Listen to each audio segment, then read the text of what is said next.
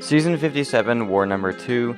Today we've matched up against NT06, and the bans are Purgatory, Serpent, Symbiote Supreme, Werewolf by Night, and Dazzler. My team today is going to be Count Nefaria, America Chavez, and Emma Frost. Starting today on Path 2, then we move on to Path 7, and have 3 mini-bosses this war. And as you can see, you'll notice at the beginning, Purgatory is banned, meaning I had to find something else to do this war.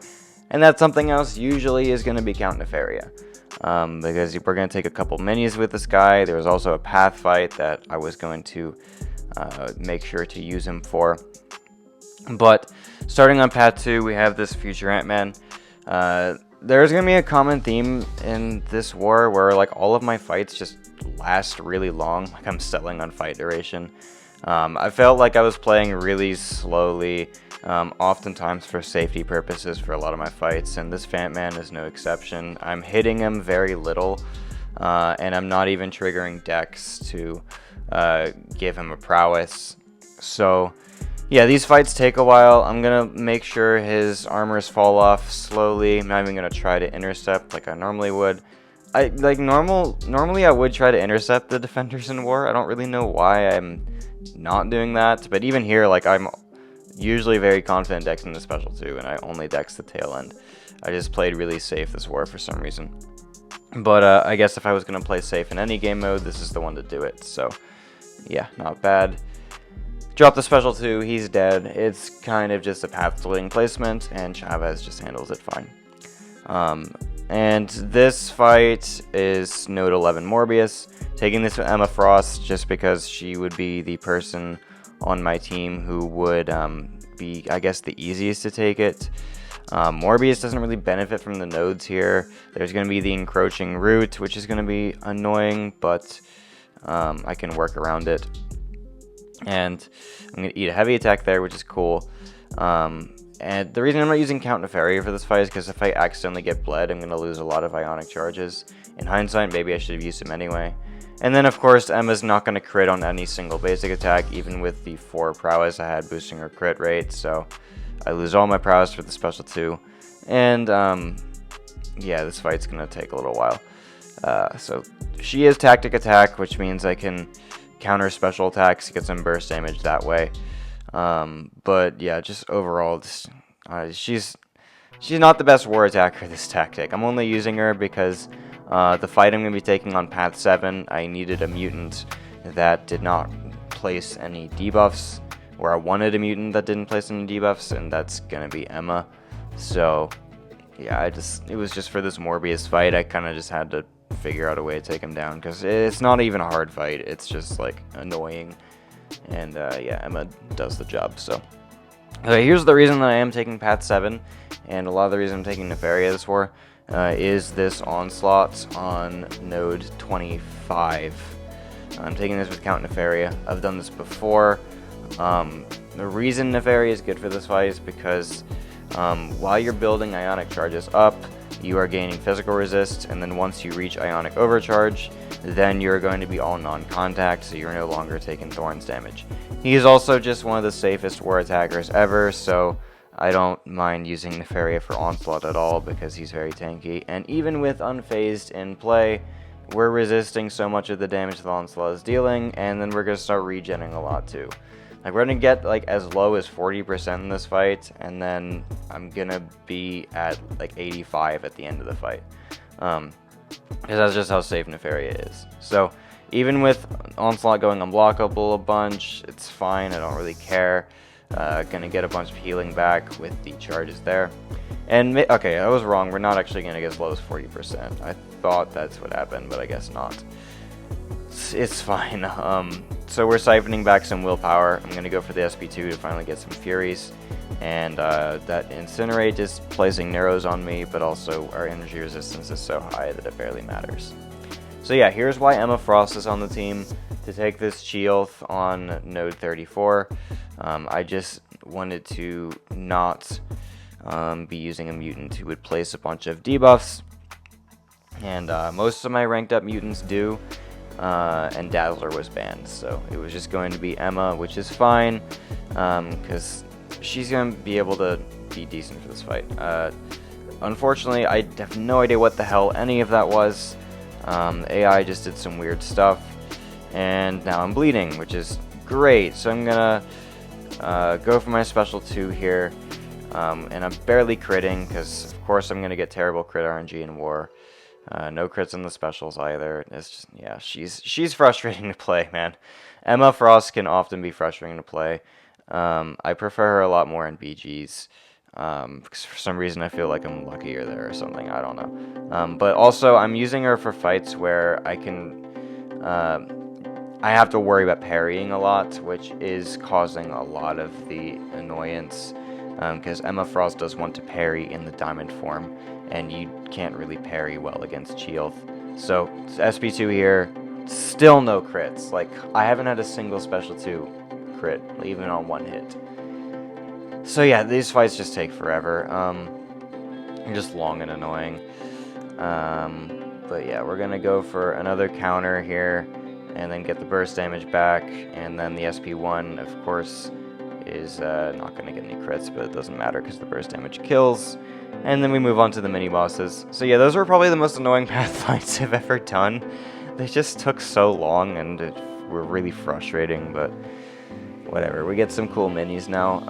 One with Chavez against this Thanos on node 37, and then 2 with Nefaria. But starting with this Thanos here, Chavez is, you know, pretty good for this fight. We are gonna be fighting it kind of like it's a BG's fight, because that's like the current BG's meta right now, is a personal space regen and root or be rooted, or whatever the root node is. So considering I've been doing a lot of Gladiator Circuit this season, I was pretty familiar with how this fight would go, and yeah, Chavez is gonna be pretty good for it. So regen's annoying, especially when I'm trying to get him to that little bit of a protection threshold. I don't know why I dashed in instead of letting him get rooted. It's a little stupid, but I dexed the heavy attacks just fine. That's 1 protection out the way, 2 more to get down. And I don't know what I'm doing here. He throws the special 1. Okay, I'm gonna go for my special 2 here, and yeah, it pushes him to the next protection phase, which is perfect. So here I need to wait out the special 1, let him charge a heavy attack, go in, and now he's rooted again. Special 1 of my own, does a nice crit at the end. Did take a little bit of instant corrosion there. I knew that was going to happen to me, but I felt safer if I was closer to my invisible wall, so that's why I went for it. And then I'm dropping a special 2 into protection, which is stupid on my part. I don't know why I didn't hold it, but it's fine. Always being careful of his counterpunch charges, trying to slow play it as much as I can. And Chavez with Mystic Dispersion active. Fighting a defender who has a lot of Mystic Dispersion often barely needs to play aggressive ever, so we can slow play it as much as I want to, and slow and steady kills Thanos right there with 83% of my health left. So that fight goes pretty well. Now we have 2 Nefaria minis, starting with this Mangog on node 46. Yeah, Mangog's been on this placement for God knows how long. I mean, it's not always the most common one, because Serpent's here a lot now, but he has had a history on this node for sure. And it's harder now than it is on the old map. The Inexorable is certainly frustrating. But Nefaria is going to control his power pretty well once we start getting going. I was getting some lag there, which is kind of weird because my phone's pretty new, so I wasn't expecting that. Unfazed happens there, but it's also fine. We didn't get punished for it. Every time I dex, it's going to trigger Mystic Dispersion, which Nefaria can prevent a lot of, but not fully because of the increased ability power rate. I can't control everything. Instead of Mangog's power being doubled, it's basically normal here. And as you can see, I'm just going for a lot of special 1s and parrying his special 1s, which is going pretty well, but I'm not really doing a lot of damage that way. However, we're still doing some red numbers via willpower reversal. And there I mess up and Unfazed triggered, and he crit me a bunch because of Aspect of Evolution, and then triggered again. So like, oh wow, okay. Well, good news is Nefaria doesn't die, and also we have like a crap ton of damage on that special too because of all the energy vulnerabilities that we stacked up. So a little bit scary at the end, but we got it down. Alright, now we're going to fight this Photon on node 48 with Nefaria. I've done this fight once before. This one did not go as cleanly as the first time. Her AI was a little bit passive. Well, maybe not passive, but she wasn't very special happy, which can slow the fight down. And overall, like, it's not the safest, or, well, no, it is the safest, probably. It's not the best assignment. In fact, I'd probably pick a different champion sometimes, but, like, the champion I'd go with normally is Okoye. We have one Okoye player, and they've been having a bit of a hard time on this placement, so considering I knew Nefaria was super safe, I'd just do it myself and hope for the best. And again, I've done this fight before, so it's not like I'm inexperienced in it. But yeah, Okoye is probably the better assignment for this. And even with Unfazed in play, I'm playing it a little bit riskier than I need to be. Every time I go for the evade on her special 1, I need to be delaying my dash in by like half a second, and I'm not doing that for some reason. Because if Unfazed triggers and I delay it like half a second, I can still counter, and also not have to worry about it at the same time. But I'm not doing that for some reason. And then she parries my relic, and I'm like, okay, bro. And there, I pressed, like, you saw me finish the combo. She was at special 2. I pressed the special button, but it didn't register that I pressed the special button. Like, I'm 100% sure I pressed the special 1. It didn't do that, and if she dropped the unblockable special 2, that could have been really bad.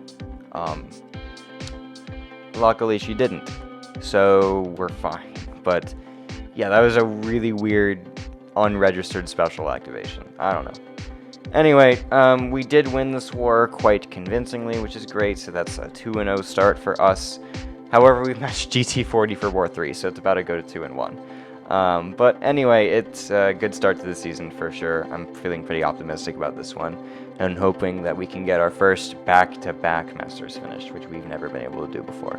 So, thanks for watching this one, guys. I'll see you in the next video.